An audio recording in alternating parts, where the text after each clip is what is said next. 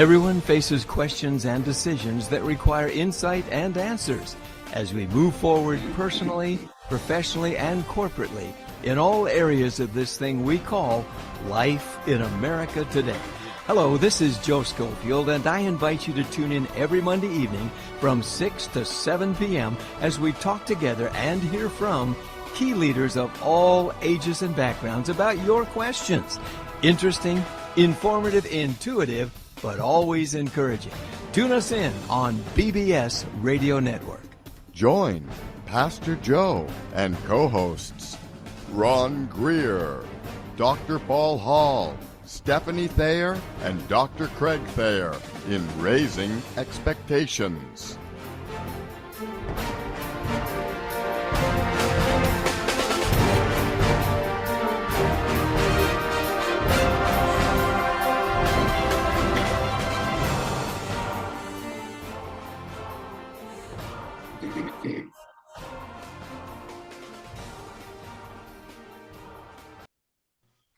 Hey, good evening, ladies and gentlemen, family, friends, and everybody else who may have tuned in tonight. We're thankful you tuned in to your show, Raising Expectations. We appreciate you every week, and as we tell you every week, we never take you for granted.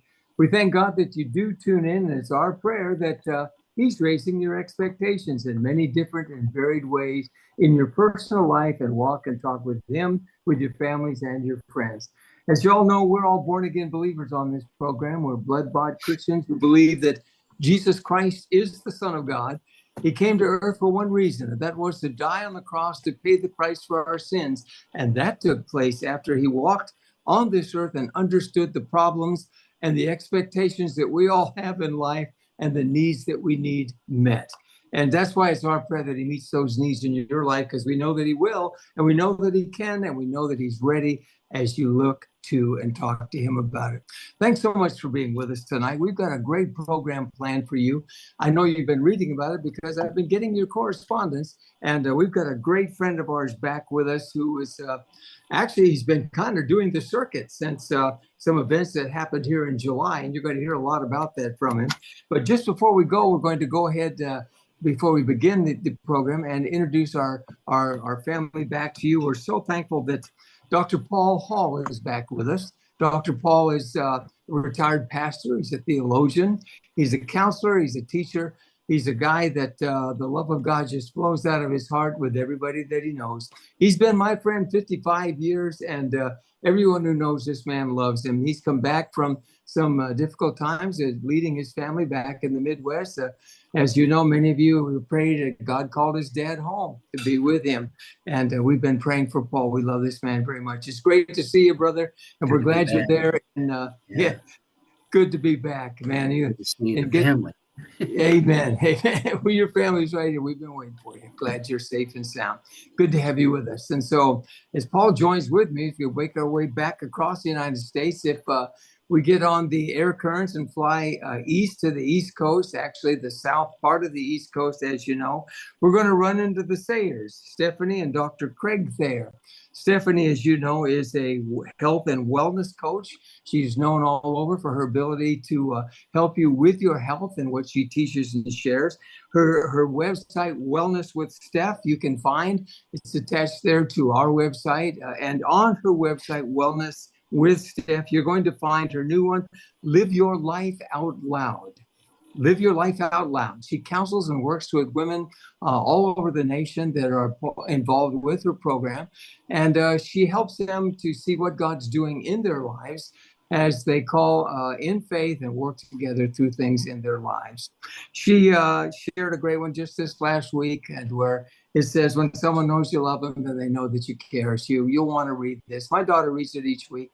And you can find that once again at Wellness with Steph, Live Your Life Now. You can find these sites on our website, which is Raising Expectations. You'll find that on bbsradio.com/raising expectations. Again, that's bbsradio.com/raising expectations.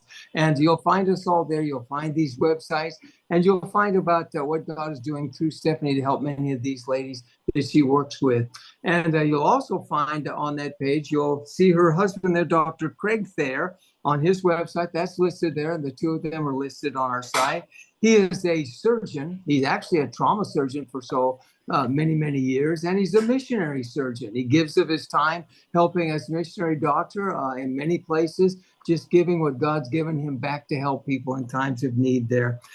Trauma surgeon, as you know, is someone who, when they bring someone from an accident, they don't know quite what to do. That's the person they go to, and they say, Craig, what do we do now? And I say this often, but it's important. Many of you have mentioned this back to me. I love the way when I first met Craig, he put his hands up and says, these are the hands when I'm scrubbing up and to go into surgery. I always ask God, Lord, take my hands, use them for your glory, and work to save the life of this patient that I'm about to do surgery upon. This is a great godly man and brother in the Lord, special couple in the Lord. And they're all the way back there in Georgia, which is Dalton, Georgia, not far from Chattanooga, north of Atlanta, not too far from the coast. And you find a lot of great furniture there. So anyway, you'll find that listed. His book, he's also an author, is called Saved, One Trauma Surgeon's True Accounts of the Miracles of His Life.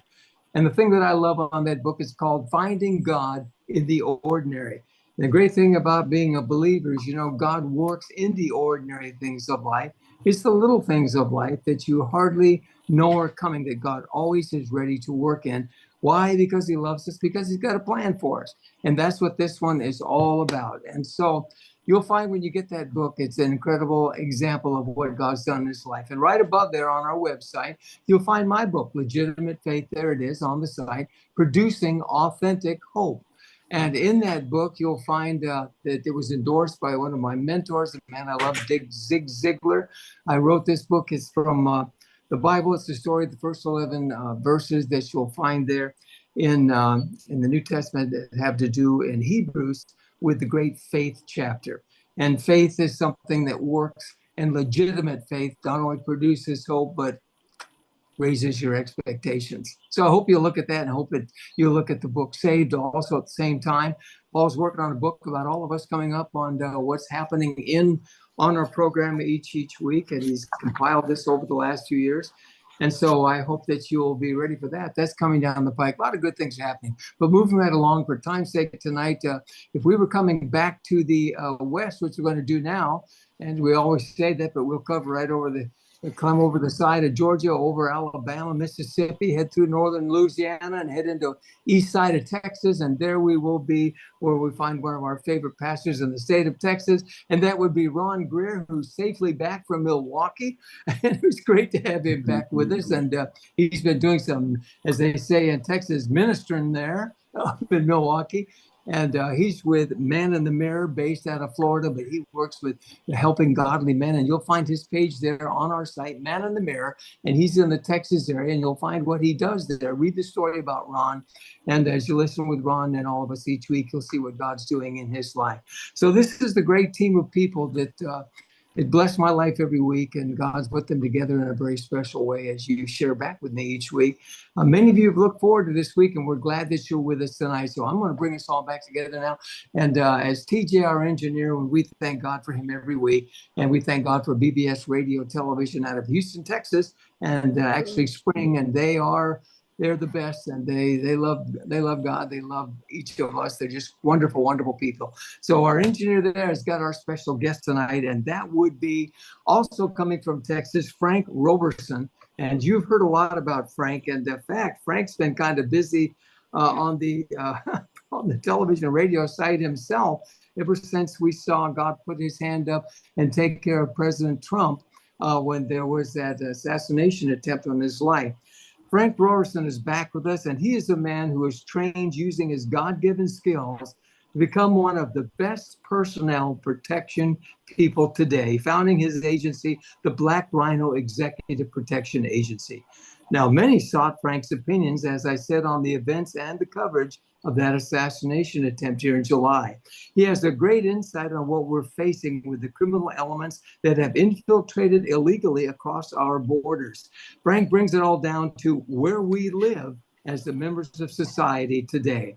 The thing I love about this is He says, and I want to quote him right now, learning how to spot pre-event indicators can significantly improve personal safety. Whether you're at the grocery store or attending church, detecting potential threats is the key to staying safe. Response should be conditioned and automatic, and we should know what to do and how to do it. We know that God gives us gifts, don't we, friends, and talents that he gives us to use when he calls us to do what he calls us in life to become. Ephesians chapter 2, verse 10, the Bible says, for we're God's handiwork, created in Christ Jesus to do good works for which he called us to do before the foundation of the world. Now, Frank is somebody who is doing these things in his life. And I love what he and his wife, Christy, the walk that they have and how he talks about his wife and what God does in his family. And Frank's with us again tonight. And as I said, he's been on some radio, television, different shows. And they've been asking him, Frank, what should we be looking for to protect the president? And we always like to ask him in line with those questions, what should we be looking for?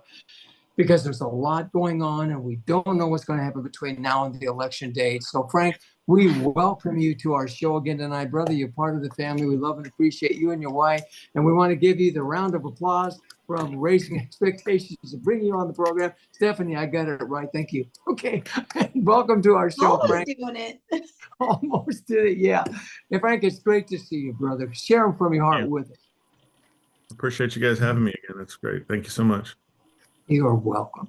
Tell us what's going on and kind of what you've been sharing on the show there and a couple of shows I've seen you on now in Texas and what's been going on. Well, it's been kind of crazy since I think it was July 13th. Got a lot of press reaching out for expert analysis on what happened that day. Radio in different areas, Cincinnati, New Orleans, a couple times WBAP here in Dallas as well. And then when Taylor Swift's concerts were canceled over in Austria, got a call to go on air with some quotes on safety for concerts, that type of thing. And then our first national television interview was on Fox, and it was I guess not last Monday, but the Monday before. Christy had a bad accident, and actually Tuesday, and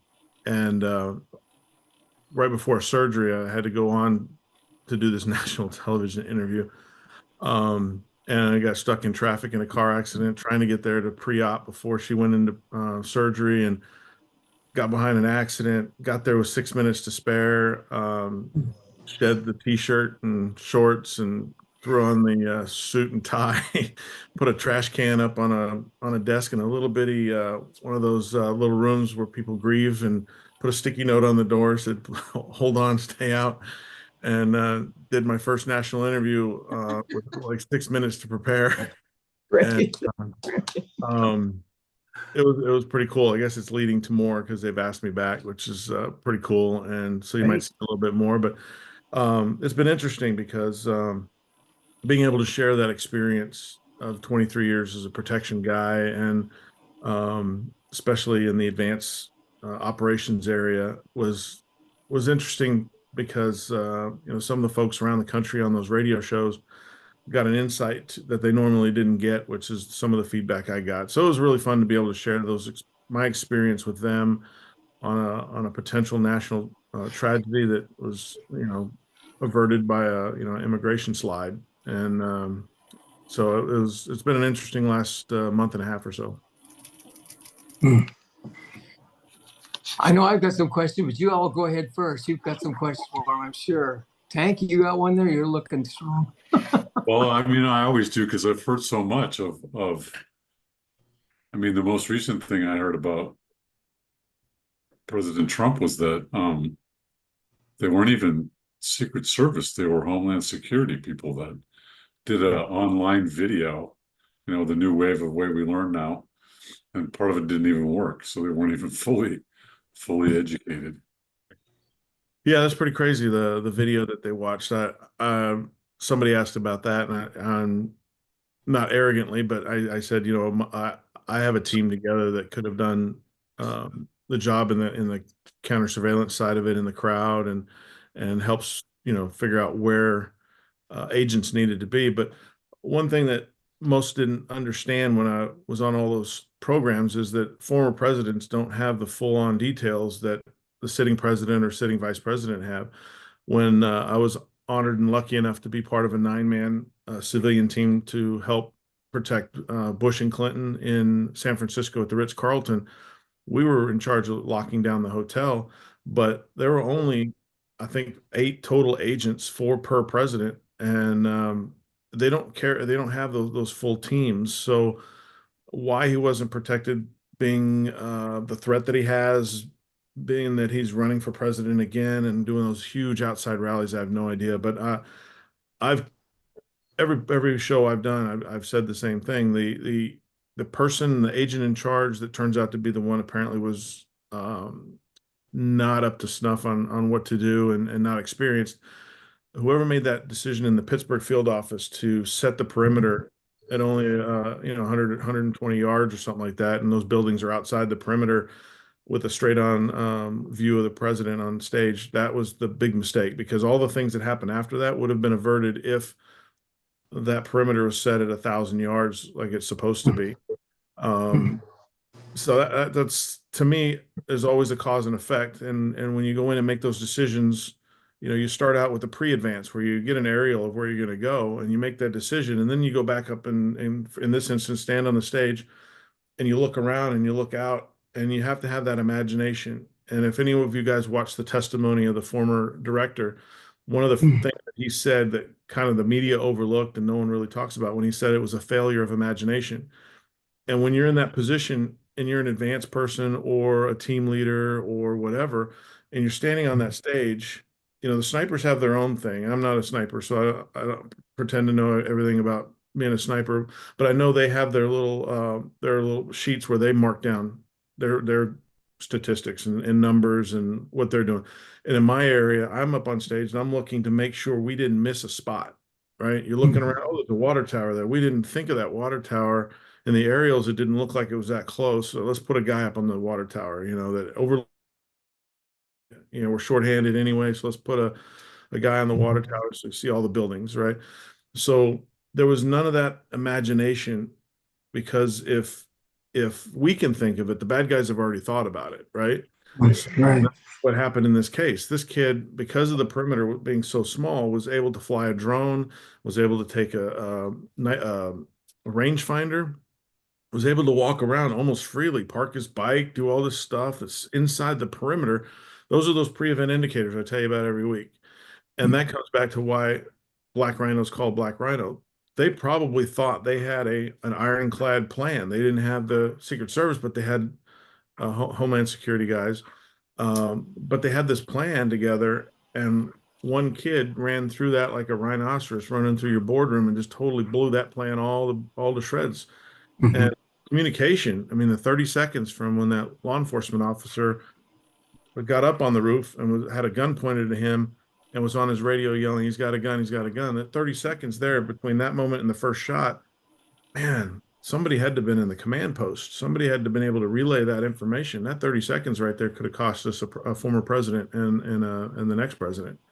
So there's some failures, but it all goes back to, if you set the perimeter, that kid doesn't get to do all those things that the pre-event indicators are eliminated. Yeah, that was my next question. It was, the columns. You have essentially, well, at least 3 law enforcement teams. You got your Secret Service, you got probably a few FBI that are disguised as normal citizens, and then local law enforcement, sheriff and police probably. And it just seemed like there was no pre-briefing, no, okay, what radio frequency are we going to get on for this? Well, I've worked around the Secret Service for a while, whether it was working with a congressman and picking him up when Air Force One landed, whatever, going through that, or the hotel situation. When we were at the hotel, we had our own comms. They wouldn't let us on or anywhere near theirs. Of course, we're civilians. We weren't local law enforcement. They did walk us around their advance plan so that we knew where our guys had to move when they had the presidents walk by. Our guys had to jump in closets and up little staircases and hide until they walked past. But they are the Secret Service, and I think that sometimes is overlooked because they don't like anyone in their bubble. And you know, I'm an example. I'm a huge Second Amendment guy. I don't care how you carry it or whatever, but I want to know where all the guns are in the room when my boss is in the room. You know what I'm saying?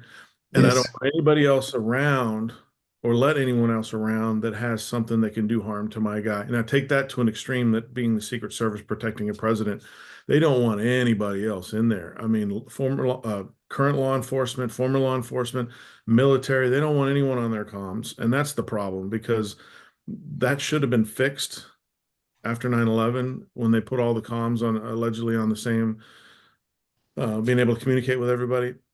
I don't think you're ever going to hear that they're going to let anyone get on their comms. What I think is going to happen, the best case scenario, is they make sure somebody is in that command center, because there's always a command center.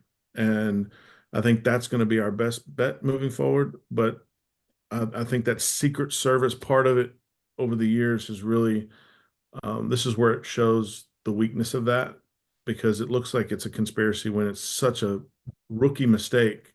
Some of those mistakes are just rookie mistakes. And it makes people wonder, especially when now the Secret Service won't tell us anything about how it happened, why it didn't happen, who's lost their job, how they're going to do it better. And that causes problems. And until they're completely transparent up front, people are always going to think something's going on. Well, and I guess I'm one of those people also, because there's a chorus of rookie mistakes that you say to yourself, that's not possible given the agencies they're involved. Oh yeah, So yeah, like you said, it leaves it open to going. Mhm.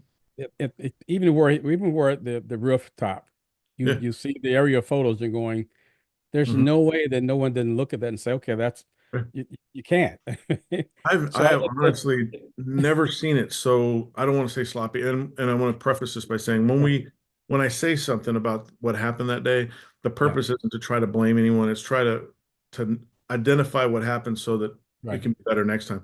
I have actually had people, former Secret Service guys, that have worked on details with me over the years, that their job was a staircase or stairwell 3 blocks away. They are very detailed about what they do, and to have something so blatant and so close, Yes.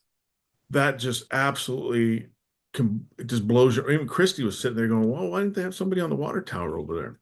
It's so obvious. It's let the kid walk around, because they didn't have the counter surveillance teams inside the crowd. You know, when they do the rope lines and everything, there are guys in the crowd and gals in the crowd that are dressed like everybody else, that are watching hands, they're watching the body language and all that kind of stuff. And I know that they don't like to talk about their sources and methods on their counter surveillance team, but I'll tell you, you're looking for people, and I don't care how good you are or how well you train to do something bad. It's written all over your face if you're watching for it. You can be in a whole crowd of everybody. If you have a bad intention, it is written all. You stick out like a sore thumb. No one was watching for that, which is crazy. And I guess part of my question with him walking around, even getting on top of the building, I mean, I just can't imagine that area not being surveilled or cordoned off. It just makes no sense, especially when people in the crowd see him climbing up there, and you still don't. Absolutely. I'm Absolutely. going, Absolutely. it just, and I guess you did touch on one other issue, because my next question was, I know when so as a firefighter, hazmat, and our what you call tech teams, we have like usually 2 or 3 agencies involved, and there is, again, to overcome the lack of communication, everybody has to have someone in the communication. Well, back then we had a van, so that everybody hears everybody's communication. My radio is not communicating with the state police or with the state lab, but when I communicate, they all hear. So my guy in the van, my commander, can respond, and vice versa.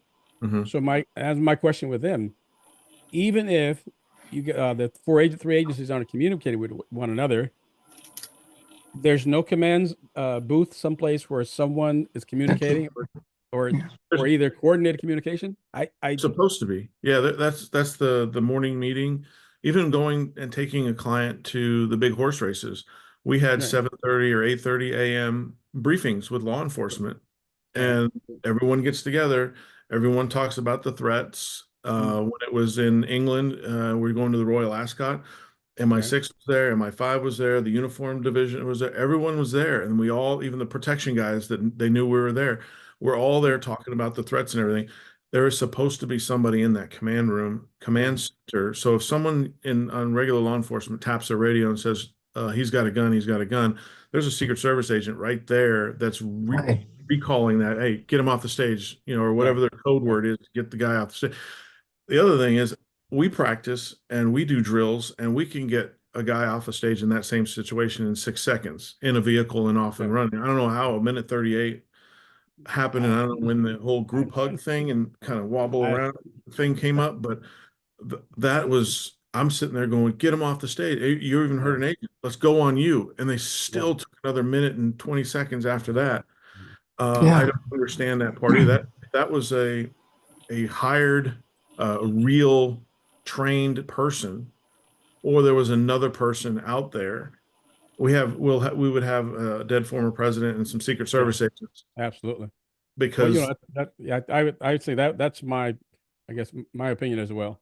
yeah, So even as a Marine Corps, a basic boot camp, yeah, I'm firing at 200, 150, 200, and 500 yeah, yards, right?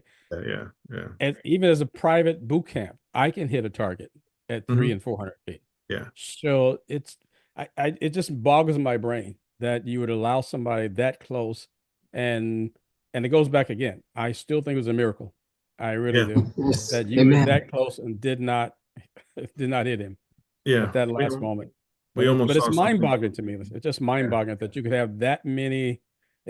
I could see if it's one or two mistakes, or maybe three or four, just weird things that take place. All the way. But just in my amateur head, I'm counting 6 or 7 mistakes that yeah, just brain this once. yeah, yeah. How does that happen? Are they that lax where those kind of things have happened or can happen? And even with Homeland Security, I'm still puzzled about how that took place even with them. Even they weren't Secret Service. They had to No, have some kind of coordination there, someplace. I understand. Even if you leave everything else, the decision for the perimeter, he gets to the law enforcement parking lot, and the law enforcement officer that's there said, "Hey, there's a kid in our lot," and they Yeah. don't go see him. Right. Didn't see him. They see all this other stuff. Even if all that other stuff does happen, if you're short staffed, all that stuff, if you have someone on the water tower, you still see the tops of those buildings.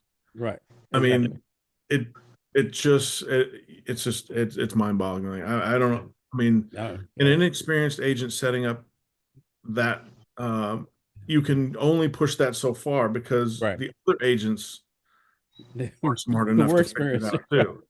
The Pittsburgh field office isn't full of a bunch of rookies. I mean, there's got to be, other people in there that are going, wait a minute, why don't we cover this? But somebody overruled if that happened. But I mean, it can't all go on that one person, and that's Right. probably why 4 others in that office were suspended as well. But Well, here's another question I have. So I've been in. Well, so again, I ran for Congress a number of times and was in the company of a number, George Bush initially, and a couple other folk. I recall a situation where an individual, it was John McCain. So we're in a gathering, and someone thought that there was a guy acting weird, came through this wrong door, Mhm. and they literally picked McCain up Mhm. and carried him out. Yeah, Now, I've been in the company of President Trump. I know he's a big guy, but I'm just thinking, they didn't pick him and move him. They actually couldn't get him up and move him. yeah. Is it just the fact that you had the people too small there, or if he was struggling trying to resist them? What's your take on that? I don't know. I mean, there's a picture of him just sitting there huddled down. I mean, he wasn't shot in the leg. He wasn't, I mean, he's got like nicked on the ear. I mean, he should have been able to get right back up. As soon as he got up, he was fine. But I mean, I'm sure there's some shock to it, but the agents, when Ronald Reagan was shot, they unceremoniously tossed him in the back of the car, Yeah. and a guy jumped on Yes. top of him and the driver took off. Yes. Absolutely. Yeah. With a Even when big they guy. got him, Yeah. even when they got him to the SUV looked like it was pulling out of my garage in the morning just to go down to go get drinks. Yeah. I mean, it was slow rolling, and I don't understand it. The way you train it is when even if he's bigger than you get him by the back of the shirt, this forearm, you put him down to your level and you move him. That's where your leverage is to move them. I don't care who it is. If you get that leverage to move, you're moving them. Yeah. And it doesn't take that long to get him off the stage. And he's been around long enough. He's had security for long enough. He knows how that works. Exactly. But they all piled on him, and we would have a much different situation if there was a trained team of three that snuck in from the border and got in there and scoped things out, and they were situated in different places. We would be having a completely different conversation. Or if just that one guy was a trained guy. Right. But I mean, yeah, I can't explain the mistakes. All I can say is when you go back and look at it, if it was my detail to advance, the perimeter wouldn't have been set that short, and we would have had somebody on the water tower. And I mean, you got to have. I mean, even the Secret Service director, the acting, said their number one goal is to control the high ground. And the high ground was not even covered. The highest ground that overlooked it was not covered. Oh. Yeah, that begs the question too. People begin to talk again, and again, I'm no expert whatsoever on this. So, but the question was brought up many times with the political programs going on the way they are, with politics involved in all of it. But what about this diversity program and all these other things? When they started to compare the Secret Service, if you had the A team out there, say like they did with Ronald Reagan, you could still see the size of the guys, the speed of the guys, what they did. Again, I appreciate what you said, Frank, not belittling anybody. I don't like, one of my favorite sayings is some people can speak freely because they aren't hampered by the facts. So I don't know exactly what they're saying right there. But with diversity and all these questions, and finally the acting person, she retired quickly. I mean, are we just watching, how can I say this other than to say the denigration basically of the standards and qualities of certain organizations within the political backdrop of Washington, which would include the Secret Service, where they are not what they were at one point for what reason ever it might be. They didn't, with so many different things happening wrong. Like Ron was saying, so many things. If there were just a couple or three, it would be one thing. And then to hear some political pundits say on both sides of the aisle. But the fact is that Democrats and Republicans together, whether they're liberal or conservative, were both saying, this is wrong. This is very wrong. Something's dead wrong. So I know this would be just kind of a shot, but has anybody shared with you or did in one of your discussions have any insight you might share with the audience on that question? Not exactly, but the former director, the one that she probably could have kept her job a little longer if she hadn't said it was because of sloped roof. I could not believe how quickly the internet. Literally, while she was testifying, they showed the sniper on a sloped roof during the telecast. But she was a Secret Service agent at one time. So she's gone through the training. She had been through the training, went to go work in the corporate sector, private sector at a corporation, Frito-Lay or something like that, I believe, something like that. And so she knew. The acting director now was the number 2 guy. So he knows. He's been around for 25 years. Yeah, he knows. And I don't know how much the DEI part played a role in that as much as they are known for their redundancies, right? They make sure there's a backup plan, there's 3-4 routes, there's this and that. Everything has got a redundancy, and it just seems like there were 12 agents on Jill Biden, First Lady, in Philadelphia. There were Kamala Harris's protection detail was also in Pennsylvania. So there was also a group of guys that were still assigned to the UN NATO summit in New York. But still, I mean, they all were, except for the Homeland Security guys, the lead agents and the people who put it together in Pittsburgh are all trained and all know what they're doing, and they dropped the ball. I don't know what Secret Service agent on Trump's detail was the one that was um, um, suspended, but I have a feeling it had something to do with not getting him off the stage in a minute 38. But Yeah. that was the team. That was the A team right there. The four guys, four of the people that were assigned to him. The one guy, the main guy with the sunglasses you see in all those photos, has been with Trump since 2016. Right. He knows Wow. what's going on. He's been around. He was with him at the convention the next week. The guy's been around. He was there when Trump did his press conference at the border recently. He's been there since 2016.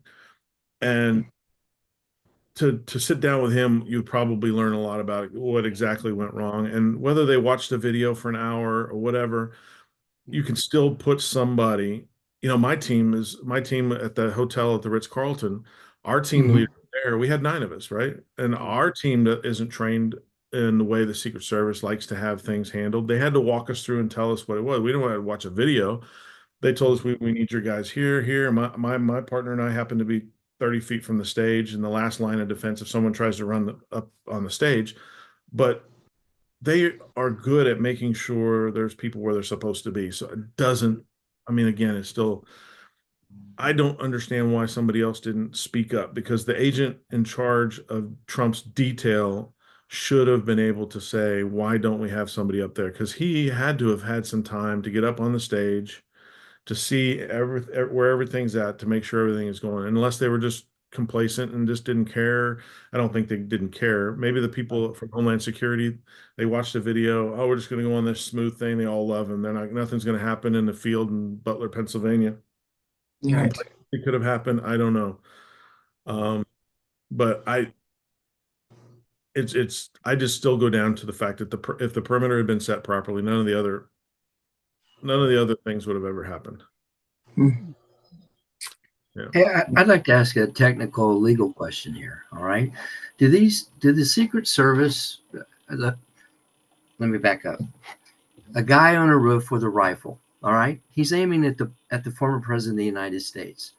Do you have to give this guy warning, or do you have the go to take him down before he can do something? Just wondering. Well, the Fox interview that I did was a recap of of a hearing that happened with Dan Bongino and Eric Prince and some guys and some members of Congress, and that actually came up. And they're supposed to be able to make that decision right then and there. Okay. But if you are unsure if he has a weapon, there's scenarios where he might have had to try to call for a clearance to take the shot. But if it's a clear, I don't know. I forget if they were able to or discerned whether that sniper could tell if he had a firearm or if he was just laying on the roof. If they had to do it all over again, if they saw anybody up on that roof, I guarantee you that probably would have been shot without question. And then they'd have to deal with the fact they shot an unarmed guy or whatever the repercussions of overreacting. He didn't have a gun. But I know that they are supposed to, especially if they know for sure it's a firearm, they're able to go ahead and shoot, from what I understand. Okay. Like I said, I'm not a sniper, so the rules of engagement on snipers are a little bit different than, say, a protection agent seeing a firearm or somebody with their hands in their pocket and acting crazy in a crowd. What was the time between the time the kid fired his round until he was taken, when he was neutralized? How long did it take? Well, as long as it takes to fire off 8 shots. I mean, he got 8 rounds off, and then on the stage you can hear initial shots, and then you hear a couple more, and then you hear when the audio is wide open, when it was happening live, you can hear the radio of the guys up on the stage say the shooter's been neutralized or shooter's down. Okay. And I mean, it was seconds, less than a second or two from firing 8 shots. Okay. But the sniper that was immediately over, as you're watching the video of him talking and getting shot, you see the sniper behind. That guy didn't have a line of sight because of the tree branches from where the kid was sitting. It was the sniper team that was out of sight to our screen right as we're watching the rally. Mhm. That was over on the other rooftop that had line of sight. So they're a little further away, so probably 155, 160 yards from the shooter. But Okay. they're the ones that actually took the shot that took him out, not the ones right behind. In Gotcha. our view of how we watched the rally, that sniper team right behind him, they're not the ones that took the shot to neutralize him. Okay. Just curious about that. How does that work? Yeah, I mean, if that's there's an imminent threat, who makes the call? Do you have to get permission? an We've got, imminent threat. I don't believe you do, but again, Yeah. I could be wrong. But Mm. imminent, I don't think they have any reason to call anyone if there's someone's pointing a gun and they know it's absolutely a gun. Now it could be the person that's about ready to fire wants to make sure, and then a shot's fired while he's deciding should I or should I not. Right. But I mean, it comes down to that, like a shoot no shoot situation. Okay. It's a tough spot to be in. Oh yeah, Yeah. yeah. Wow.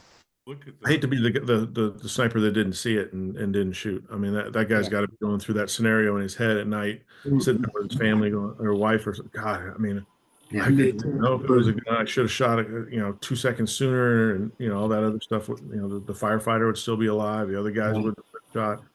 Sure. Yeah, I mean, I'm sure that haunts him like any other shoot no shoot in law enforcement or any other profession that has no shoot stuff. Yeah. Tank, did you have a thought there? I was just saying, I mean, you're only as strong as your weakest link, right? So you've got those people on the stage, and the guy that's been there since 2016, he was probably in control. But I mean, literally, I'm not gonna mean this jokingly, but it could have gone just like, okay, we're going on 3, and someone says, okay, where are we going? And then, no, yeah, we're gonna go on 3, you're gonna go down this way. Where are we going? This discussion of like, because they're just freaking out. The weakest link is, but not the one that's in control. Because you gotta act in unison. So it's like on 3 or 3 and then we go. Yeah, that's a training thing. But I will tell Yeah. you, as many shoot no shoot scenarios that we've done or anybody else, when you have a gun pointed at you, it all that goes out the window. I mean, you all of a sudden you can't think about that. But they train for that when there's a shooter and you get to the guy on the stage to get him off the X. They call it as soon as humanly possible to get him off the X. And you heard the team leader say, "On you, let's go." And then it was still another minute. So I don't know what the delay was. At some point we'll find out what the delay was, but I one time I had a firearm pointed at me and you sit there and you can't think about the training. Yeah. Another time where I had the hand on the firearm and had a guy saw me coming around and put his hand in his pocket, and we knew he was up to no good. I had to tell him if he pulled his hands out of his pocket, I was going to shoot you. Shoot it. Those things, that is a little easier because you're not getting it right. It's not right in your nose, but afterwards you're shaking because you go through the training and everything, and Secret Service goes through. I mean, they get on that one agent for not being able to put her gun in her holster. But there's situations where they train her. They're under a controlled environment. When it happens, what is that saying that Mike Tyson said about having a plan? Everyone has a plan until you get Until you punched in the get punched in the face. face. So, I mean, you can plan it out and do it, but everyone's when you have the more humans you have around it, Yeah. the better odds that somebody's going to make a mistake. We had something happen at George Lucas's Christmas party one year, and there were 9 agents there. There were 2 on Mr. Lucas, and something had happened inside that facility, and there were guys that were around us that were looking to us going, what do we do now? What do we do now? What do we do now? I said, haven't you trained for this? Yeah, but this is not in a facility like this. So it doesn't matter who you are, Secret Service or a top executive protection person, you're going to react to your training I mean, if you're not, I mean, this is going to sound really weird. I don't want to be weird or anything, but this sounds really weird. I walk into a place. I did a jewelry escort a couple weeks, 3 weeks ago, And I'm standing there, and this store had been robbed before. So I'm standing in there. I'm waiting over here. The store's about to close. This is a prime time for somebody, if they know there's jewelry moving, to come in and do so. So what am I sitting there doing? I'm sitting there. These guys are closing up. They got one last customer in there. I'm not sitting there fiddling my thumbs. I'm sitting there going, Right. some guy comes in, that little thing that opens up. They put the jewelry on to show it to you. That's going to be perfect to grab on my way to that guy and go for the, get him in the throat, just get him off his bound. I'm going through these scenarios. If someone pops in that door, most guys are sitting there, will sit there and text on their phone. The shooting at the church in Houston, you see the video of the police officer sitting there playing on his phone when the lady and the child walk by, and she's got the gun in the long coat. It happens all the time. I had a law enforcement driver that was assigned to me for a protection detail with a guy that was over from Russia. Turns out we had an incident on that detail, but this guy got let go the day before because he just couldn't simply follow the simple instructions on pickup drop-offs. He left us on the curb for about 2.5 minutes waiting for him to come around the block when he should have already been there. Those situations like that. This is a trained law enforcement officer that drives his patrol car every day in that city, and he couldn't follow the little bitty thing to be there at this time when we're coming out. And those things happen. And you train for it, but when you're in this scenario, it's totally different. Well, I guess that would be one of my question. Having been in the training before, I mean, those you go through multiple scenarios over and over and over again. Mhm. That's been designed so it becomes second Mhm. nature. Yeah. Yeah. So like you mentioned, the police officer. What do you mind would be the reason for how you get to a point where you do not react or you lose that your training? Is it routine? You're too much routine you're involved in, or is it what do you think I leads to that? I think because things very rarely happen, but you go through such intense training. I'll give you an example. The family that you guys know that I protected in Dallas. Mm. I've been doing this for 23 years. So every time I'm going someplace, I run my routes. Even then, after all these years of experience and everything else, doing all this stuff in Dallas, we're going to the fair. I go advance the fairgrounds. I get in, I get the parking spots, I get the better parking, I get a perfect position. I would run the routes and Get everything. out quickly. Yes, get out, you go out quickly. So then when you get there, you sit there and go, okay, nothing's really going to happen. It's a state fair. I've been doing this for so long. Why do I need to go drive to the nearest police station or hospital or fire station? Why do I need to find a location to take them to in case something really bad happens that is going to be a secure location that no one's going to come look for us? Right. Even then, I drive after all these years, I go and drive to the emergency room. And what happens after 23 years? I have to use my evacuation route to the emergency room. Right.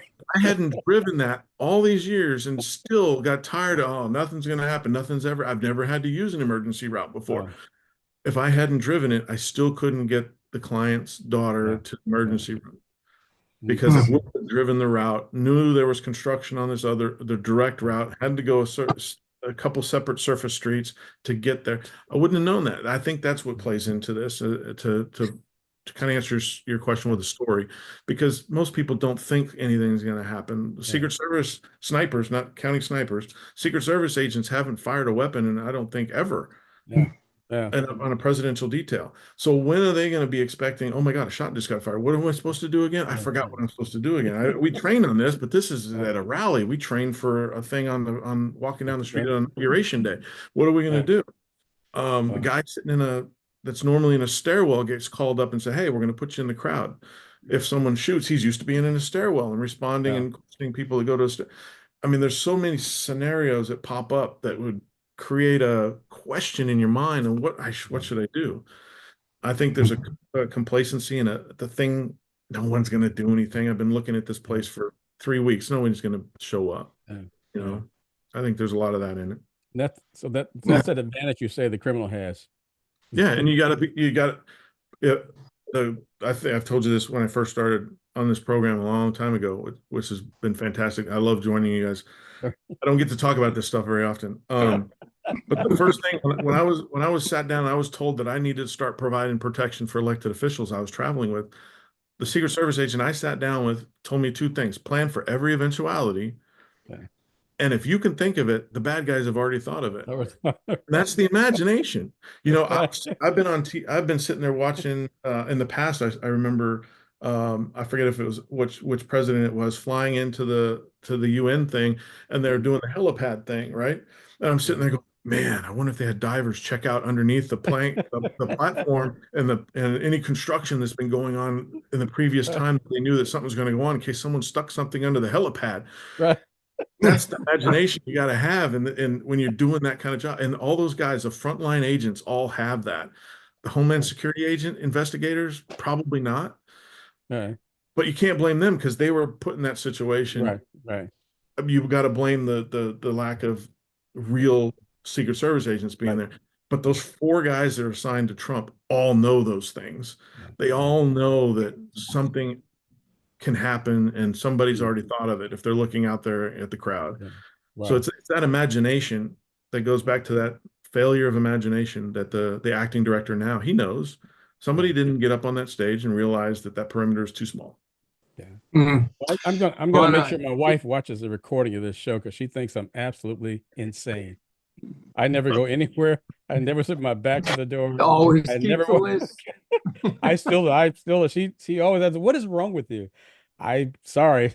I think Christy Well, does too. When we were Chris- dating and we went to one of the malls in Dallas that has a movie theater in there, and we came out of that movie. And it was a Saturday night, and there was nobody around. I got hairs on my neck. Got stood up. We need to get out of here. We need to go right now. We're not shopping. We're going straight to the car. We're getting out of here. I'm sure she thought I was nuts when we were dating. She understands a little more now, but that's yeah, you're right. I mean, Well, she knows. I think I said before. Yeah, When we go to hotels, I walk from my door to the stairway. I know how many steps there are. I know how many steps down to each level. I know how many floors. yeah. Drives her crazy. Well, So we're I'm gonna going have to to show jump this in here recording. for a second, guys. Looking at our clock right now, but that's basically on a lighter note, almost like preparing a road trip with your kids. Prepare for the eventual. It could happen any minute, right, Frank? You never know what's coming next. It could be. So make sure you take your checklist with you.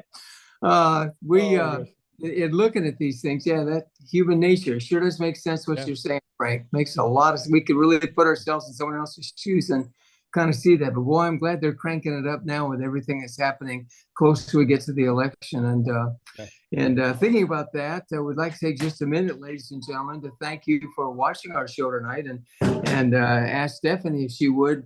We always kind of bring one message to you. If she could share for a moment, we appreciate your help helping us to bring this program. And Stefanie has a word to share for us. We appreciate it.